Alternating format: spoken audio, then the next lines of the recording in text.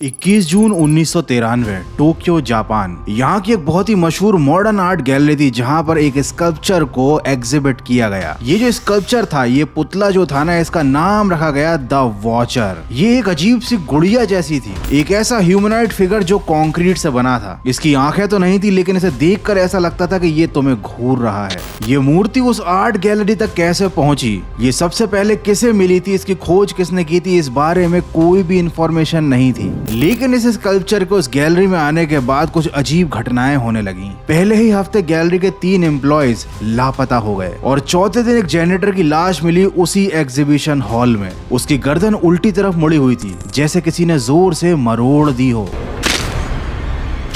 जब उस art gallery की सिक्योरिटी फुटेजेस को चेक किया गया तो एक बड़ी अजीब सी चीज सामने आई। कैमरा बार बार ग्लिच कर रहा था और हर बार जब फीड वापस आती तो इस अजीब से स्कल्पचर की पोजीशन बदल जाती थी। ऐसा लग रहा था जैसे हर ब्लिंक के साथ, हर ग्लिच के साथ वो ह्यूमनॉइड फिगर अपनी जगह खुद चेंज कर ले रहा हो। लेकिन आखिर ऐसा कैसे पॉसिबल था? उस आर्ट गैलरी के मालिक तक जैसे ही ये इन्फॉर्मेशन पहुंची, उन्होंने तुरंत SCP फाउंडेशन को कॉन्टेक्ट किया। SCP ने उस एरिया को लॉकडाउन कर दिया, लोगों की मेमोरी को इरेज किया और उस स्कल्पचर को वो अपने साथ ले गए। उसे नाम दिया गया SCP-173। उसे SCP की साइट 19 में कंटेनमेंट में रखा गया है। वो जगह आज भी मौजूद है। एक सवाल जो SCP रिसर्चर्स को आज भी परेशान करता है कि वो मूर्ति कहां से आई थी, उसका ओरिजिन क्या था। लेकिन एक बात SCP फाउंडेशन के लोग बहुत अच्छे से समझ गए थे कि अगर इस मूर्ति की तरफ से 1 मिनट के लिए भी तुमने नजरें हटाई तो ये तुमको छोड़ेगा नहीं। मतलब नजर हटी, दुर्घटना घटी। तो समझ ही गए होगा कि आज हम जानने वाले हैं SCP-173 का हर राज। तो वीडियो को शुरू होने से पहले ही लाइक कर दो, क्योंकि ऐसे वीडियोस केवल मैं लेकर आता हूं तुम्हारे लिए। और साथ ही आज इस वीडियो में मैं तुम्हें SCP का एक ऐसा डार्क साइड बताने वाला हूं जो शायद ही YouTube पर कभी किसी ने बताया हो। तो मिलाओ ना तुम निगाह हमसे, हो जाए ना कोई खता हमसे। इस गाने के साथ चलते हैं SCP-173 की दुनिया में आज के फाड़ू वीडियो में।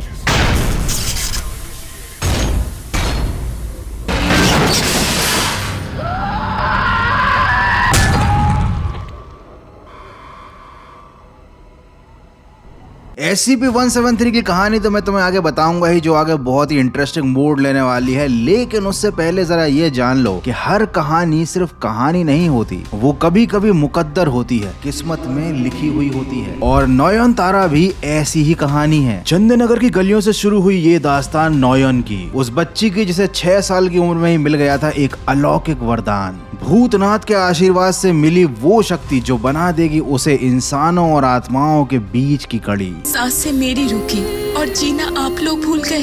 सांसें मेरी रुकी और जीना आप लोग भूल गए। मरने वालों का दर्द, अनसुलझे रहस्यों का बोझ, अन्याय का हिसाब चुकता करना और परछाइयों की दुनिया में अकेले कदम रखना, ये नयन की नियति है। लेकिन असली परीक्षा तब शुरू होगी जब नयन का रिश्ता जुड़ जाएगा 200 साल पुराने राज से, सेन गुप्ता परिवार से और उस हवेली से जिसे सब कहते हैं परी महल। क्या नयन उन आत्माओं को मुक्ति दिला पाएगी? क्या वो अपने प्यार, अपने पति सूर्य को बचा पाएगी उन घातक साजिशों से? और क्या वो भविष्य में होने वाले अपराधों को रोक पाएगी इन आत्माओं की मदद से? एक ऐसी कहानी जहां डर सिर्फ डर नहीं, रहस्य सिर्फ रहस्य नहीं और इंसान सिर्फ इंसानों के लिए नहीं। ये है कलर्स टीवी का नया शो नयनतारा, जो शुरू हो रहा है 9 जून 2025 से हर रात 8:30 बजे सिर्फ कलर्स टीवी पर। तो क्या आप तैयार हैं नयन के इस रहस्यमय सफर पर उसके साथ चलने के लिए? तो जुड़िए नयनतारा के साथ और देखिए कि जब इंसान और आत्माओं की दुनिया टकराएगी तब क्या होगा।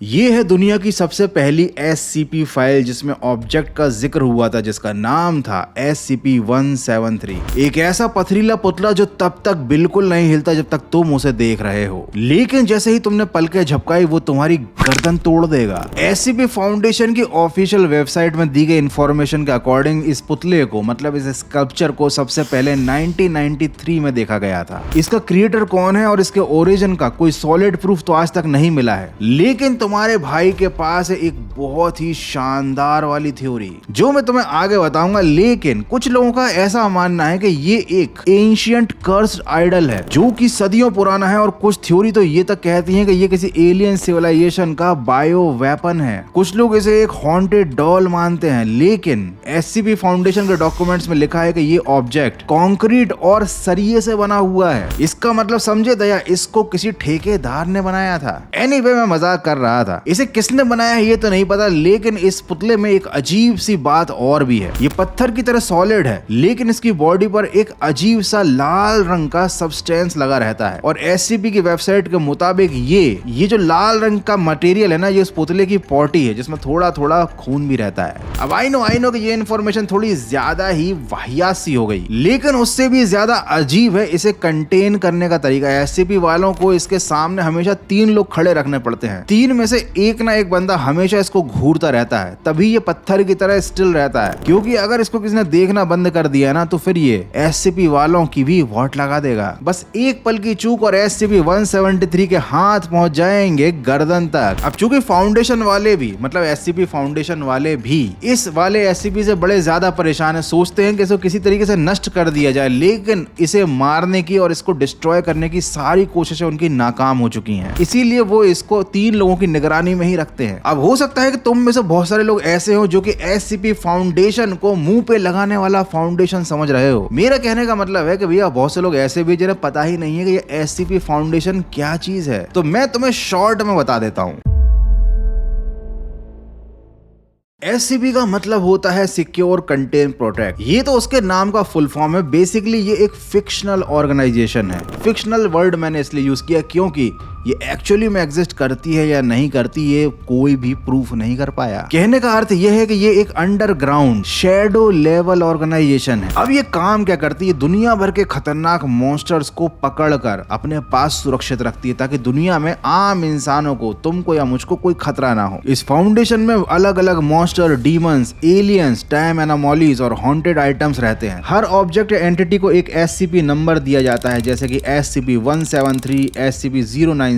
और मुझे मालूम है कि तुमने बहुत सारे फेमस एससीपीज के नाम जरूर सुने होंगे, जैसे कि the shy guy, the long horse, the plague doctor. SCP के पास इन सारे मॉन्स्टर्स की पूरी डिटेल होती है एक फाइल में, जहां पर इसके बारे में, मतलब उन एससीपीज के बारे में पूरी इंफॉर्मेशन होती है। अब आई थिंक एससीपी के बारे में इतनी डिटेल काफी है, लेकिन अगर तुम्हें और ज्यादा जानना है तो भैया मैंने एससीपीज के ऊपर बहुत सारे वीडियोस बना के रखे हैं। अगर तुम्हारा इस वीडियो को देखकर मन नहीं भरता है ना, तो बाद में उनको भी जाकर देख लेना, तुम्हें मजा आ जाएगा। तो चलो वापस चलते हैं SCP-173 और जानते हैं कि ये रियल है या नहीं। एनीवे, ये तो कोई नहीं बता सकता, लेकिन एक चीज है जो केवल मैं बता सकता हूँ कि प्राचीन काल में, मतलब एंशिएंट टाइम्स में, ऐसी मूर्तियां हुआ करती थी जिन्हें जादू मंत्र के द्वारा जिंदा किया जाता था और इन्हें कहा जाता था।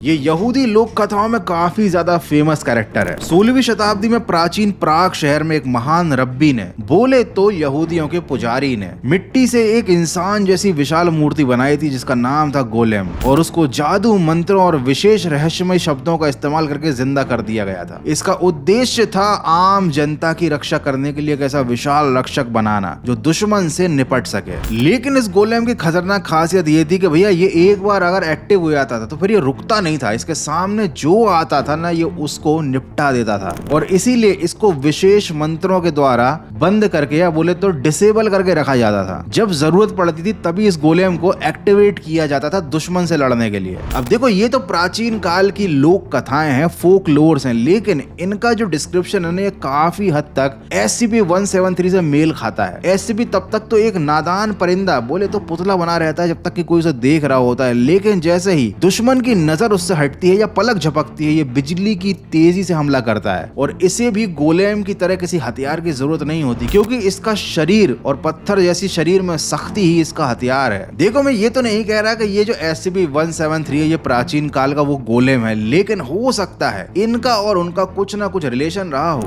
ये गोलेम के दूर की चाची की मौसी के फूफा का रिश्तेदार रहा हो, और इसीलिए आज से हम SCP-173 को कहेंगे आज के जमाने का मॉडर्न गोलेम। लेकिन क्या तुम्हारे मन में इस पूरे वीडियो को देखकर एक सवाल नहीं आया कि भैया SCP वाले इतनी मुसीबत मोल क्यों लेते हैं? मतलब आज के जमाने में कोई क्यों इंसानों को बचाने के लिए इन मॉन्स्टर्स को इतना सिक्योर रखेगा, कंटेन रखेगा, जबकि इन बहुत सारे मॉन्स्टर्स को रखने के साथ साथ SCP का जो स्टाफ होता है, जो इन मॉन्स्टर्स के कमरे की सफाई करता है, उन्हें खाना वाना देकर आता है, उनकी जान हमेशा खतरे में बनी रहती है। और हर दिन 3-4 लोग तो SCP फाउंडेशन के ऊपर पहुंच ही जाते हैं थैंक्स टू दीज मॉन्स्टर्स। तो आखिर SCP वाले इतनी जहमत उठा क्यों रहे हैं? और इसका जवाब छुपा है the dark side of SCP foundation वाले चैप्टर में।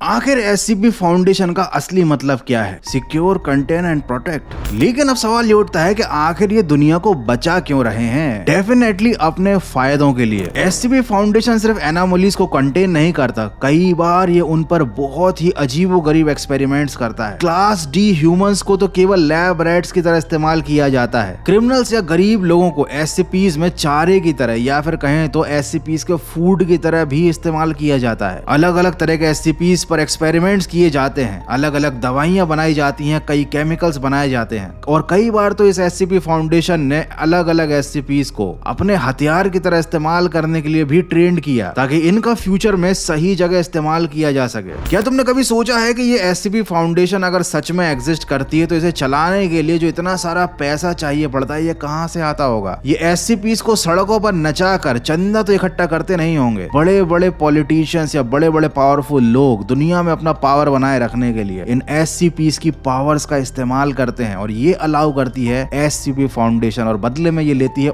उन अरबपतियों से, बिजनेसमैन से एक मोटी रकम। इस फाउंडेशन की अपनी एक सीक्रेट काउंसिल भी है जिसे कहा जाता है O5 कमांड। तुम खुद इमेजिन करो कि इस दुनिया में कौन ज्यादा खतरनाक है, वो मूर्ति SCP-173 या फिर उस मूर्ति को कंट्रोल में रखने वाले लोग जिन्हें कहा जाता है SCP फाउंडेशन। तो समझ ही गए होगे कि भैया SCP फाउंडेशन इतनी भी सीधी सादी नहीं है कि वो दुनिया की रक्षा के लिए दुनिया भर के अलग अलग कोनों से ऐसे अजीबोगरीब मॉन्स्टर्स को पकड़ कर लाती है और उनको संभाल कर कंटेन करके रखती है। वो जो कुछ भी करती है उसके पीछे उनका खुद का फायदा होता है। ये तो थी उनके फायदे की बात, लेकिन अब मैं बताने वाला हूं तुम्हें तुम्हारे फायदे की बात। इमेजिन करो कि तुम अकेले कहीं जा रहे हो और तुम्हारा सामने आता है SCP-173 से, तो तुम क्या करोगे? बिना पल के झपकाए उसे कब तक घूरते रहोगे? क्योंकि अगर तुमने पल के झपकाई तो वो तुम्हारी गर्दन को कड़क से मोड़ देगा।